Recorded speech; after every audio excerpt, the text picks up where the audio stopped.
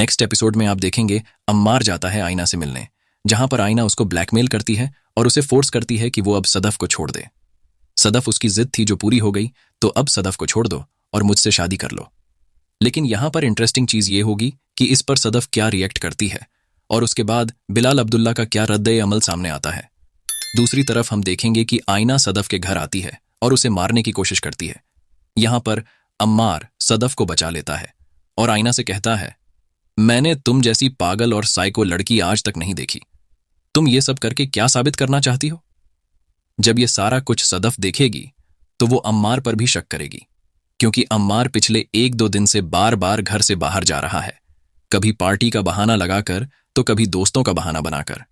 इससे सदफ का शक और भी ज्यादा बढ़ जाएगा। आईना एक बेहद ही साइको किस्म की लड़की है जो शादी से पहले अम्मार से बेहंतिहा मोहब्बत करती थी, और यह भी मुमकिन है कि उसने अपनी शादीशुदा जिंदगी भी अम्मार के लिए ही खराब की हो और जानबूझकर अपने शौहर से तलाक ले लिया हो।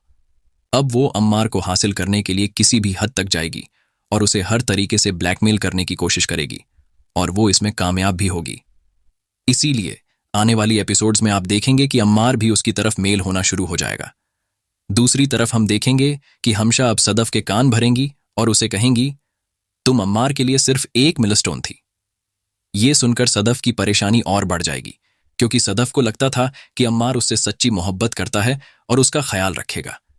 लेकिन जब धीरे धीरे सदफ का शक यकीन में बदलने लगेगा तो उसे अपने फैसले पर बहुत अफसोस होगा। जब ये सब सदफ के भाई को पता चलेगा तो वो बिलाल अब्दुल्ला को कॉल करेगा और उसे बताएगा सदफ पहले जैसी बिल्कुल भी नहीं रही। तो बिलाल अब्दुल्ला उससे पूछेगा, क्यों, क्या हुआ सदफ को? फिर सदफ का भाई उसे सारी सिचुएशन बताएगा और उसका बिहेवियर शेयर करेगा। जब बिलाल अब्दुल्ला ये सब सुनेगा तो वो बहुत परेशान होगा और सिंगापुर से फ्लाइट लेकर वापस आएगा। यहां वो सदफ से मिलेगा और उसकी परेशानी की वजह पूछेगा, लेकिन फिलहाल सदफ उसे कुछ नहीं बताएगी। पर सदफ का भाई जो कुछ भी नोट करेगा वो सब बिलाल अब्दुल्ला को बताएगा। फिर बिलाल अब्दुल्ला अम्मार और आईना के बीच क्या चल रहा है ये पता करने की कोशिश करेगा। लेकिन इस ड्रामा की स्टोरी बिल्कुल समझ से बाहर है।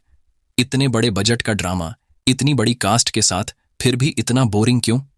इस सवाल का जवाब आप कमेंट्स में जरूर दीजिएगा। आपके जवाब का इंतजार रहेगा। और अगर आप चाहते हैं कि हम इस ड्रामा की स्टोरी पर एक डिटेल्ड रिव्यू वीडियो बनाएं तो कमेंट करके जरूर बताएं।